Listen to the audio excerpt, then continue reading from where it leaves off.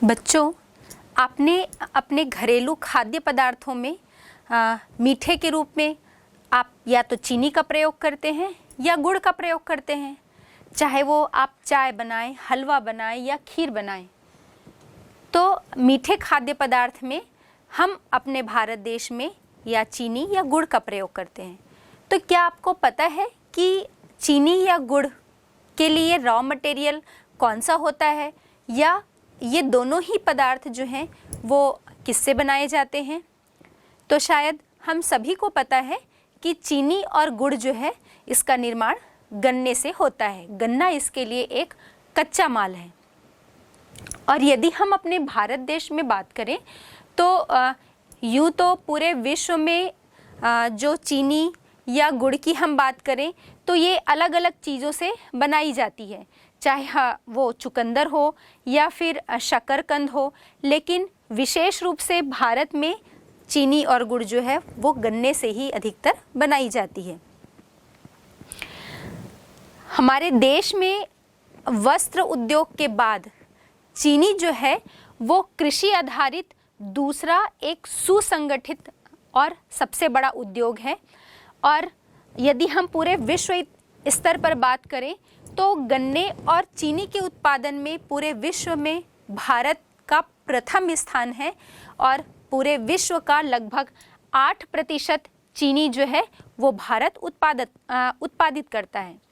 बच्चों, हमारे भारत में जो चीनी उत्पादन होता है, हमने बात की कि विश्व में प्रथम स्थान पर है और इस उद्योग में लगभग 1250 करोड़ रुपए की पूंजी इसी उद्योग में लगी हुई है। और यदि हम श्रम शक्ति या रोजगार की बात करें तो इससे लगभग 4 लाख लोगों को रोजगार जो है वो प्राप्त हुआ है। और इन सब के अतिरिक्त लगभग 2.50 करोड़ कृषक जो हैं वो गन्ने के उत्पादन के माध्यम से इस उद्योग में लगे हुए हैं। यदि हम बात करें तो आधुनिक चीनी उद्योग जो है ये लगभग 20वीं शताब्दी की देन हम इसे मान सकते हैं। और प्रारंभ से यदि हम बात करें अपने भारत में तो ये तो चीनी या गुड़ या खांडसारी इस उद्योग के रूप में, इस कुटीर उद्योग के रूप में प्रारंभ से ही हमारे भारत में विद्यमान है। लेकिन आधुनिक उद्योग के रूप में लगभग 20वीं शताब्दी के आसपास हम इस उद्योग का प्रारंभ जो है वो मान सकते हैं। हम देखते हैं कि भारत में आधुनिक जो चीनी उद्योग है इसका श्री गणेश हम कह सकते हैं वो 1903 में हुआ, जब बिहार में पहली चीनी उद्योग की स्थापना की गई। और इस चीनी मिल की स्थापना जो है वो भारत और इसके साथ साथ बिहार के बाद फिर उत्तर प्रदेश में भी चीनी मिल की स्थापना की गई। तो 1903 में जब बिहार में इसका श्री गणेश हुआ, तब से हम इसका वास्तविक आधुनिक आरंभ मानकर चल सकते हैं। बच्चों, हम बात करते हैं इस उद्योग की अवस्थिति के विषय पर, तो हम देखते हैं कि गन्ना जो है वो एक भारहास मूलक पदार्थ होता है। भारहास मूलक मतलब जब इससे माल तैयार किया जाता है या कच्चे माल के रूप में इसका वजन अधिक होता है, लेकिन जब इससे माल तैयार किया जाता है तो उसके वजन में काफ़ी गिरावट जो है वो आ जाती है। तो ये भारहास मूलक पदार्थ है।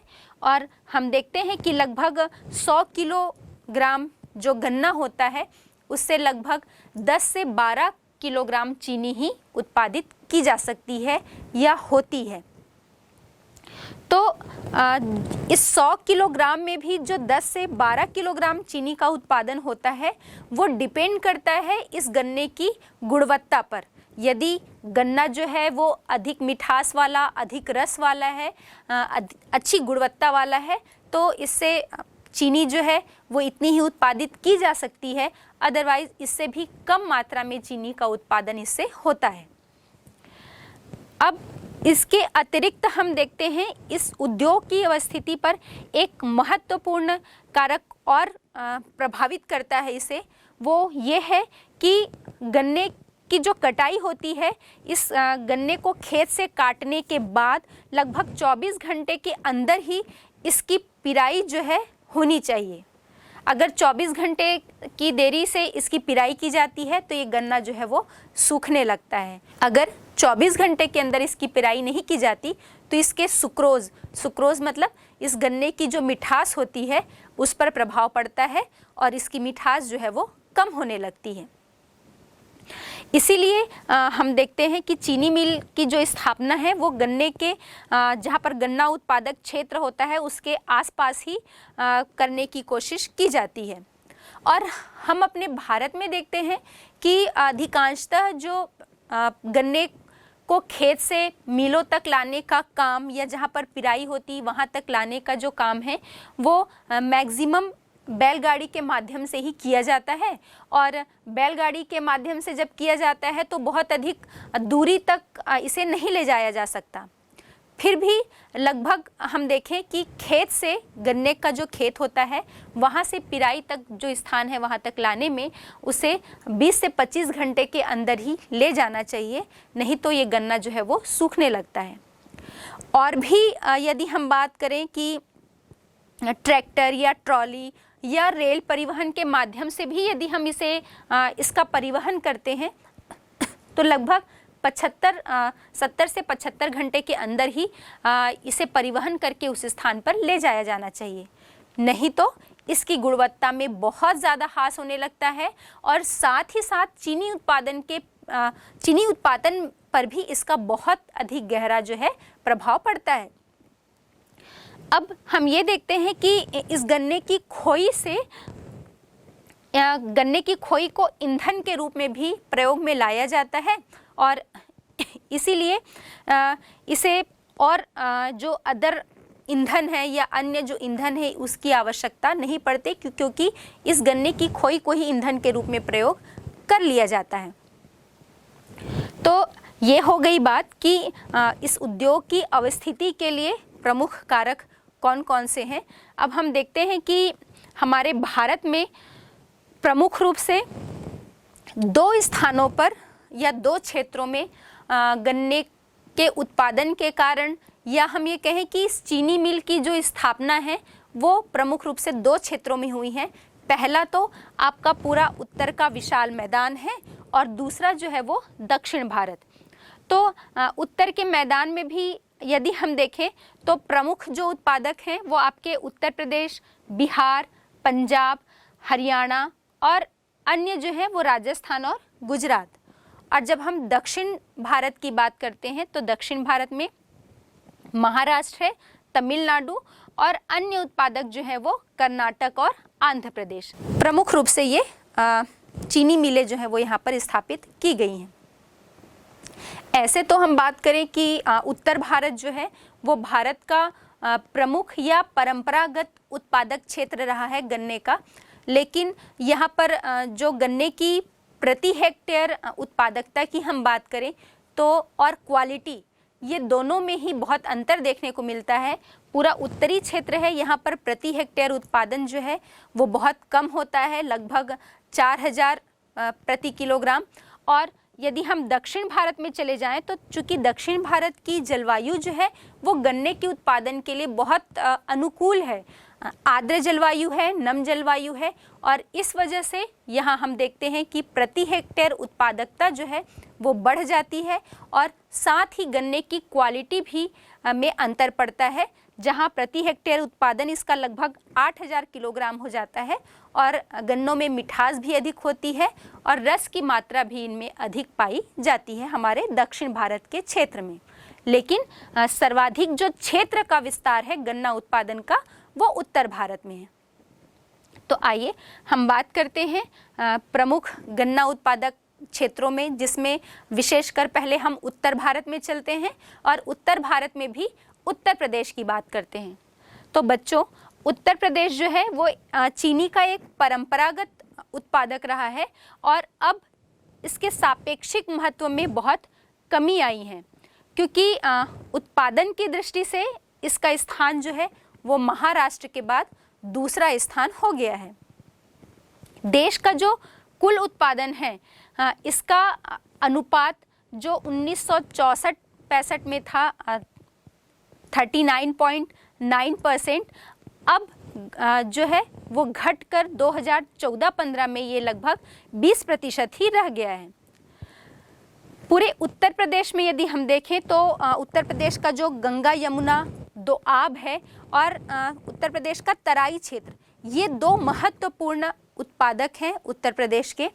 और इसमें भी हम यदि देखें गंगा यमुना दोआब की बात करें तो सर्वाधिक उत्पादन यहाँ पर होता है और इसका भी गंगा यमुना दोआब का भी सर्वाधिक जो उत्पादन है वो आपके सहारनपुर, मेरठ, मुजफ्फरनगर और इन सभी के अतिरिक्त यदि हम तराई क्षेत्र की बात करें तो तराई में गोरखपुर, बस्ती, सीतापुर और फैज़ाबाद, ये जो हैं ये प्रमुख जिले हैं गंगा यमुना दोआब और तराई क्षेत्र के प्रमुख गन्ना उत्पादक जिले। अब उत्तर प्रदेश के बाद हम देखते हैं पंजाब। पंजाब का भी अब वर्तमान में देखें तो सापेक्षिक महत्व इसका काफ़ी घट गया है और यहाँ के प्रमुख गन्ना उत्पादक जिले जो हैं वो गुरदासपुर, जालंधर, पटियाला, अमृतसर। और इसके बाद पंजाब के बाद हरियाणा, तो हरियाणा में करनाल है, अंबाला, रोहतक और हिसार, ये प्रमुख गन्ना उत्पादक जिले हैं। उत्तर प्रदेश की भांति बिहार में भी हम देखते हैं कि इसका भी सापेक्षिक महत्व बहुत कम हो गया है। यहाँ 1964-65 में जो चीनी का उत्पादन था या भारत में कुल चीनी उत्पादन में योगदान 12% था, वो अब घटकर 2014-15 में हम बात करें तो ये लगभग 1.5% ही रह गया है। बिहार में प्रमुख रूप से गया, चंपारण, मुजफ्फरपुर और दरभंगा, इन जिलों में प्रमुख रूप से चीनी मिलें जो हैं वो स्थापित की गई हैं। अब हम बात करते हैं दक्षिण भारत। दक्षिण भारत में हम देखते हैं कि महाराष्ट्र जो है वो पूरे भारत में या हम अपने देश में बात करें तो चीनी का सबसे बड़ा उत्पादक है और देश के कुल चीनी उत्पादन का लगभग 1/3 से भी अधिक चीनी उत्पादन जो है वो अकेले महाराष्ट्र करता है। इस राज्य में हम देखें तो उत्तर में मनमाड़ से लेकर दक्षिण में कोल्हापुर तक पूरी एक सकरी पट्टी के रूप में 119 मिलें जो हैं यहाँ स्थापित की गई हैं और देश के कुल चीनी उत्पादन में इस राज्य की भागीदारी की बात करें तो जो 1964-65 में लगभग 19.7% योगदान था महाराष्ट्र का, वो बढ़कर 2014-15 में 35% हो गया है।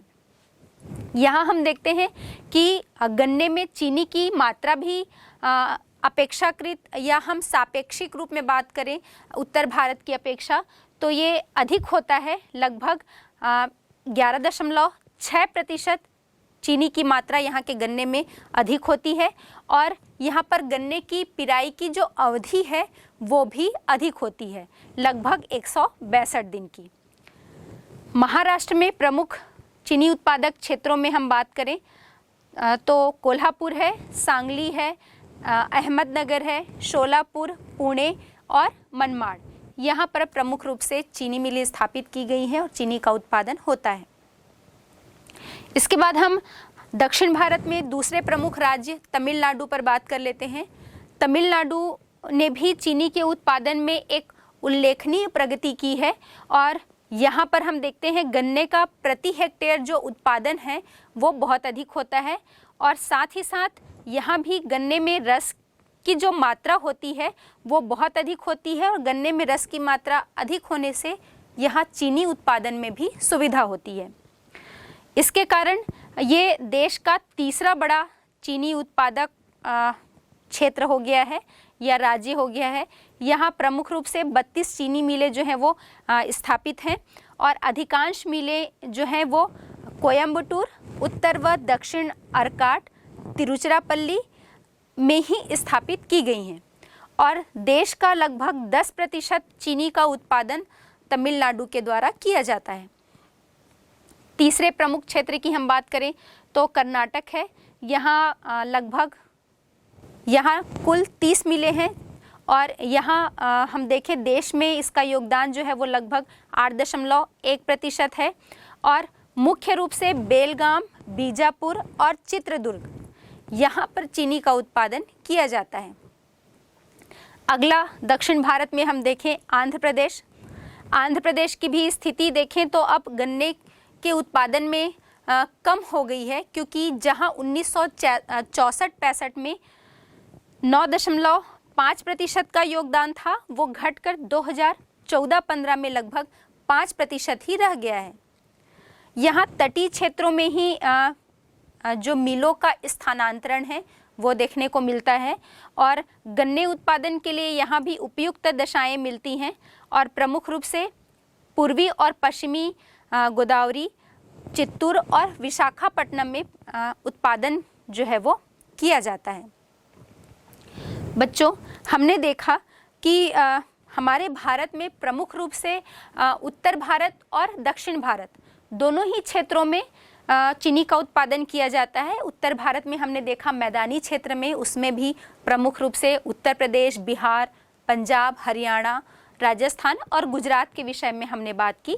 और हमारे दक्षिण भारत में हमने देखा कि प्रमुख रूप से महाराष्ट्र, तमिलनाडु और आंध्र प्रदेश के साथ साथ कर्नाटक जो है वो प्रमुख चीनी उत्पादक क्षेत्र थे। मैंने जैसा बताया कि उत्तर भारत की अपेक्षा दक्षिण भारत में चीनी उत्पादन के लिए, या हम कहें कि उसके लिए जो रॉ मटेरियल है, गन्ने उत्पादन की जो आवश्यक दशाएं यहाँ पर अधिक उपयुक्त मिलती हैं। और इसी कारण से उत्तर भारत से, चूँकि उत्तर भारत तो एक परंपरागत क्षेत्र रहा है भारत में चीनी उत्पादन का, लेकिन अब इसका सापेक्षिक महत्व घट गया है, क्योंकि अधिक अनुकूल दशाएं जो हैं वो हमें अपने दक्षिण भारत में देखने को मिलती हैं। और इसी वजह से हम देखते हैं कि चीनी उद्योगों का जो स्थानांतरण है वो उत्तर भारत की अपेक्षा अब दक्षिण भारत में होने लगा है। तो इस स्थानांतरण के प्रमुख कारण कौन से हैं, ये हम देख लेते हैं। तो हमने देखा कि पूरा हमारा दक्षिण भारत एक तटीय क्षेत्र, जिसमें हमने देखा कि जहां गन्ने का उत्पादन अधिक होता है, जिसमें महाराष्ट्र, तमिलनाडु पर हमने बात की और साथ ही साथ आंध्र प्रदेश और कर्नाटक, ये पूरे जो राज्य हैं वो तटीय जलवायु वाले क्षेत्र हैं, जिसकी वजह से यहाँ पर आर्द्र और नम जलवायु देखने को मिलती है, जो गन्ने के उत्पादन के लिए एक आदर्श दशा होती है। क्योंकि इस आर्द्र और नम जलवायु के कारण यहाँ गन्ने की मोटाई भी अधिक होती है और गन्ने की मोटाई के साथ साथ उसमें रस की मात्रा भी अधिक होती है, जिससे अधिक मात्रा में चीनी का उत्पादन होता है, जो हमें उत्तर भारत में ये देखने को नहीं मिलता। क्योंकि उत्तर भारत में अपेक्षाकृत जो गर्म तापमान और शुष्क जलवायु होने के कारण हम देखते हैं कि वहाँ पर जो गन्ने की मोटाई है वो भी कम होती है और साथ ही उसमें जो क्वालिटी, उसकी मोटाई के साथ साथ मिठास और रस की जो मात्रा है वो भी कम होती है। इस वजह से भी उत्तर भारत से दक्षिण भारत की ओर गन्ने का उत्पादन, या हम कहें कि चीनी मिलों का जो स्थानांतरण है वो देखने को मिलता है। इसके अतिरिक्त यदि हम देखें तो दक्षिण भारत में हालांकि उत्तर भारत में गन्ने के उत्पादन का क्षेत्रफल तो अधिक है, अधिक क्षेत्र में गन्ने का उत्पादन होता है दक्षिण भारत की अपेक्षा, लेकिन दक्षिण भारत में जो प्रति हेक्टेयर उत्पादन है गन्ने का वो अधिक होता है। उत्तर भारत में प्रति हेक्टेयर उत्पादकता कम मिलती है, लेकिन दक्षिण भारत में प्रति हेक्टेयर उत्पादकता जो है वो अधिक है। अब इसके अतिरिक्त भी एक और महत्वपूर्ण कारक है जो हमने बात की थी कि गन्ने की पिराई के लिए जब उससे गन्ने को खेत से काटा जाता है और पिराई के बीच, गन्ने की पिराई के बीच बहुत अधिक समय नहीं होना चाहिए, क्योंकि गन्ना जो है वो सूखने लगता है और उस फिर अधिक रस की मात्रा नहीं निकलती है। तो ये भी एक महत्वपूर्ण कारक है, क्योंकि उत्तर भारत में अधिक तापमान होता है, शुष्क जलवायु होती है, जिसके कारण गन्ने जल्दी सूख जाते हैं। लेकिन दक्षिण भारत में हम देखते हैं कि नम और आर्द्र जलवायु होने के कारण यहाँ पर पिराई की जो अवधि है वो भी बहुत अधिक होती है। तो इस कारण से भी चीनी मिलों का जो स्थानांतरण है वो दक्षिण भारत की तरफ हो रहा है। और साथ ही साथ यहाँ दक्षिण भारत में जितनी भी चीनी मिलें स्थापित की गई हैं वहाँ पर वो सारी मशीनें या जो उपकरण उपयोग किए जाते हैं वो आधुनिक मशीनें और उपकरण जो है वो उपयोग किए जाते हैं। साथ ही साथ दक्षिण भारत में अधिकांश चीनी मिलों का जो संचालन है वो सहकारी क्षेत्रों के द्वारा किया जाता है, तो वो अधिक अच्छी तरह से इसका संचालन किया जाता है। इसी कारण से जो चीनी मिलों का स्थानांतरण है वो उत्तर भारत की अपेक्षा अब दक्षिण भारत की तरफ हो रहा है। तो ये बात हो गई चीनी उद्योग की। आइए अब हम बात करते हैं चीनी उद्योग की प्रमुख समस्याएं कौन कौन सी है, जिसे भारत में चीनी उद्योग को कौन कौन सी समस्याओं का सामना करना पड़ रहा है। तो इसमें पहला हम देखते हैं कि चीनी उद्योग जो है वो एक मौसमी उद्योग है। मतलब चीनी की मिलें जो हैं वो नवंबर से अप्रैल तक केवल 4 से 5 महीने ही काम करती हैं और वर्ष के जो शेष 7-8 महीने हैं उसमें ये बंद पड़ती है। इसके कारण चीनी की जो उत्पादन लागत है वह भी बढ़ जाती है और साथ ही साथ इस उद्योग में जो श्रमिक काम करते हैं उनके सामने रोजगार की समस्या भी उत्पन्न हो जाती है। दूसरा है गन्ने का प्रति हेक्टेयर उत्पादन कम। हमने बात की थी कि भारत में जो गन्ने का प्रति हेक्टेयर उत्पादन है वो बहुत कम होता है। उत्पादन तो उत्तर भारत में भी है और दक्षिण भारत में, और उत्तर भारत में हमने विशेष रूप से देखा था कि यहाँ पर गन्ने का प्रति हेक्टेयर उत्पादन कम होता है और इस प्रति हेक्टेयर उत्पादन कम होने के कारण चीनी के उत्पादन पर प्रतिकूल प्रभाव पड़ता है और चीनी के उत्पादन मूल्य का लगभग 60% भाग जो है वो गन्ने पर व्यय होता है। तीसरा, चीनी मिलों का उचित स्थानीयकरण ना होना। चीनी के उत्पादन के लिए दक्षिण भारत में अधिक अनुकूल भौगोलिक परिस्थितियां मिलती हैं, हमने बात ही की थी, लेकिन जो अधिकांश मिलें हैं, चीनी की अधिकांश मिलें उत्तर भारत में हैं, तो उचित स्थानीयकरण ना होने का भी इसे प्रमुख रूप से इस उद्योग को सामना करना पड़ रहा है। नंबर 4 हम देखते हैं गंधक की समस्या। चीनी बनाने में जो गंधक का प्रयोग किया जाता है ये भारत में कम मिलता है और इसे अमेरिका से आयात करना पड़ता है। तो ये भी इसके सामने प्रमुख समस्या है कि आयात में जो व्यय होता है, जो लागत आती है, वो इस उद्योग की प्रमुख समस्या है। नेक्स्ट हम देखते हैं परिवहन पर अधिक व्यय। हमें मालूम है चीनी उद्योग का जो कच्चा माल है गन्ना, ये एक भारी और सस्ता कच्चा माल है जिसके परिवहन पर बहुत अधिक व्यय हो जाता है। भारत की जो कई मिलें हैं वो गन्ना उत्पादन क्षेत्रों से 20 से 25 किलोमीटर दूर हैं, जिससे परिवहन का व्यय बहुत अधिक हो जाता है जो आर्थिक दृष्टि से सही नहीं है। फिर नेक्स्ट है गन्ने का ऊंचा मूल्य। प्रायः सरकार जो है वो किसानों के हित को ध्यान में रखते हुए गन्ने का मूल्य निर्धारित करती है और ये काफी ऊंचा होता है। इससे किसानों को तो लाभ होता है, लेकिन जो चीनी उत्पादक हैं उस पर इसका बहुत प्रतिकूल प्रभाव पड़ता है। फिर है मिलों का आकार। भारत में जितनी भी चीनी मिलें कार्य कर रही हैं उसमें से बहुत सी मिलें छोटे आकार की हैं जिनकी उत्पादन क्षमता कम है।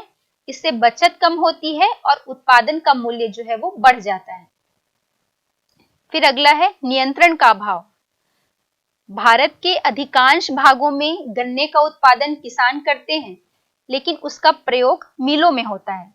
इस प्रकार उत्पादक क्षेत्रों पर मिलों का कोई नियंत्रण नहीं होता और प्रायः गन्ने की सप्लाई में बाधा आ जाती है। जिन मिलों की अपनी गन्ना उत्पादक भूमि है उन्हें इस समस्या का सामना नहीं करना पड़ता। फिर है अगला पुरानी मशीनें।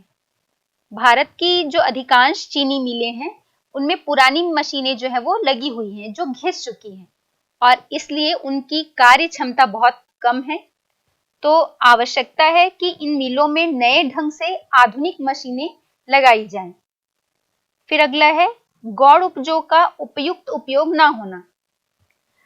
जैसे जब जो चीनी मिलें हैं जहां पर चीनी का उत्पादन किया जाता है वहां पर गन्ने का शीरा, रसमैल और खोई, ये चीनी उद्योग की प्रमुख गौड़ उपज हैं।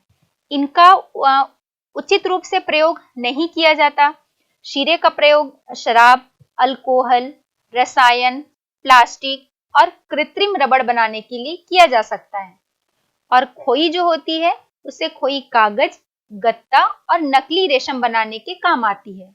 और रसमैल से मोम बनाया जाता है। तो जो ये गौड़ उपज है, इनका उचित रूप से प्रयोग नहीं हो पाता। और अगला जो है वो ऊंचा कर। राज्य सरकार जो है वो गन्ने पर और केंद्र सरकार द्वारा चीनी पर कर लगाया जाता है। इससे चीनी का क्रय मूल्य जो है वो बढ़ जाता है और बाजार में इसकी मांग भी अपेक्षाकृत कम हो जाती है। तो ये कुछ समस्याएं हैं चीनी उद्योग की।